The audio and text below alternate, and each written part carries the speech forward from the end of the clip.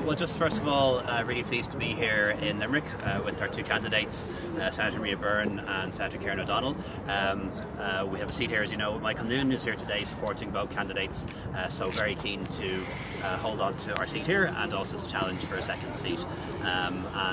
Two really good candidates, two people who've worked really hard in the Seanad and the Dáil before that, and would love to see them as part of our team, both of them in the Dáil when the votes are counted at the weekend. So hopefully we'll see that happen, that's about it really. First question to Live 95. Yeah, obviously we'll start locally. Obviously you may be aware there was a very large protest here in Limerick City Centre. You previously stated you don't want to reopen the A&Es locally at Johns and Nina and Ennis. Does a protest of that size change your position or Fine Gael's position in any way? And there's also 80 people on trolleys today. What would you say to them?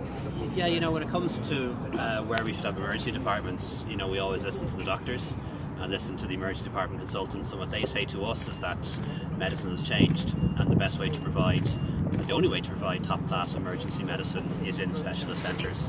I think the mistake that was made here was to centralise everything in Limerick without providing adequate bed capacity in UHL. We've been dealing with that. You know, the new emergency department is there. The Leaven wing is open. A new 60-bed block is under construction, will open this year, and behind that another 96-bed block is going to planning. So you know, we're making the right changes, and if we keep the economy strong, we'll be able to see that through. There is a risk if we go back to Fianna Fáil or Sinn Féin that the economy will go down again, and those projects that should have been built years ago will be stalled again. I think that would be really bad news for the Midwest. Having said all that, that doesn't mean that we can't make greater use of Nina and Ennis and Johns, and I think we should do that too. Taoiseach, the beds are one issue, but staffing is another issue. Is there any way you're going to combat the staffing issues in UHL? Yeah, you know, I don't want to comment on staffing in any individual hospital. You know, that's really a matter for management and HSE. But what I can say is that we have for 2020 the biggest budget for health ever, and that includes provision for hiring thousands of more staff. We've never had more staff working in a health service, 115,000 now. If we keep the economy strong, if we keep looking after the finances, we can keep investing in health, keep hiring more staff. But you know, managers do need to make sure that they come in on budget, and that should always be the case. And if you look at the different manifestos, you see a real contrast. Fine Gael committing an extra €5 billion a year for health over the next 5 years. 3.2 billion of that is new money. Fianna Fáil only committing 2 billion, much less than us. So it's strange that, having listened to Fianna Fáil for years give out to us in the Dáil about underfunding health and not producing budgets that add up, that they've done exactly that. They're promising over the next 5 years not to put as much into health as Fine Gael. That's pretty extraordinary. Richard Chambers. Taoiseach, Marilyn McDonald has been added now to the Arsenal debate. How much does it raise the stakes in that particular debate? Well, first of all, I welcome the decision. I've always said that it's a matter for the broadcaster, and I've always said that I've had no objection to including Mary Lou McDonald. I think it's an opportunity for us to scrutinise Sinn Féin's policies a little bit more, and certainly I'll be using the debate for that opportunity. You know, if you look at their manifesto, it's no carbon tax, no property tax, reducing the USE for loads of people, no college fees, all paid for by massive taxes on business. You know, that ain't going to work. Might work for a year or two, but if you impose that much tax on business, on jobs, on pension pots, on wealth, what happens after a few years is the businesses close, the jobs are lost, investment goes to other countries, wealth leaves, and we lose the battle for talent. And then you end up short of money, and it's the poorest people who always suffer when that happens. So it'll be a chance, I think, really to expose some of those policies. They didn't work in East Germany, they didn't work in Venezuela, and certainly aren't going to work in Ireland. Emma Jane. Given that we see this surge in support for Sinn Féin, is it my time, like you've unequivocally said that you'll not work with them, but given this, there's a cohort of the electorate that do support them, is it not time to rethink that position? And secondly, on that issue, a couple of years ago, I'm sure you remember, Regina Darden said that there's some incredibly smart, articulate, thoughtful, and could I work with them? Of course I could, yeah. Given that it is the mind of one of your senior cabinet ministers, do you think that you would come around? You know, as I said before, I think saying that you can work with people and that, you know, people may be nice people is a world away, but saying from that you serve in coalition with them. No, I've worked with Sinn Féin. I've worked with Sinn Féin reps. We worked very closely together on Brexit and very closely together on getting the institutions up and running in Northern Ireland. But forming a government together is a whole different story. And I have nothing but respect for people who vote for Sinn Féin. But the fact that you get 20% of the vote doesn't give you an entitlement to serve in government. You know, my party has got more than 20% of the vote in every election in 60 years, but that doesn't mean we have the right to be in government. And I think Sinn Féin don't really get that. To be in government, you have to prove that you're able to work with other parties and that you have policies that stack up and be the interests of Irish people. And Sinn Féin's €4 billion tax time bomb would be a disaster for our economy. It sends us backwards, would threaten people's jobs, businesses, incomes, pensions, and I can never be part of that. Sorry, just very quickly, earlier on, Martin had some comments he made yesterday about members of the fall, and he talked about social issues, progress made in recent years, the abortion, marriage policy referendum, and he said, I think he will try to hijack those issues to culture, so just get a reaction to that. Yeah, no, I'd have 2 points to say. You know, there is definitely a mood and a demand for change in Ireland, and I believe Fine Gael, the party that I lead, has been part of making change happen in Ireland.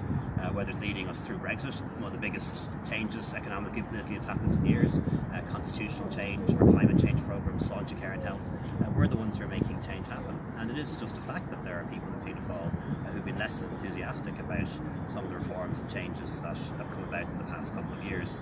And you know, that's just a fact, you know, and Martin can't cover up for that. But I'd once again like to say, you know, how profoundly disappointed I was to read his comments in the Sunday Independent interview yesterday, you know, where he attacked Fine Gael people simply because he perceives us to be middle class, and said he wanted Fianna Fáil to be the party for working class people. I don't think that's an Ireland for all, and the kind of government that I lead and the kind of party that I lead wants to work for everyone who's working hard. We want to reward everyone, and it shouldn't matter, you know, what your background is or where your parents came from or what accent you have. A government has to work for everyone, and I don't think Neil Martin sees it that way, and it's so obvious in their policies too. You know, we want to increase the carers allowance by €5 a week. They don't. We've increased the minimum wage for working people, so it's the second highest in Europe. They cut it. We want people who earn 40 or 45,000 not to pay the highest rate of income tax.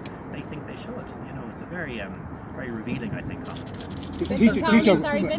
When Fine Gael TDs, senators and councillors elected you party leader, many did so with an eye on this campaign. Are you satisfied you've done enough over the past few weeks to justify that confidence in you? Yes, but it's never enough, and we've another 4 or 5 days to go, and I'll be putting my shoulders to the wheel as with all our candidates and members around the country.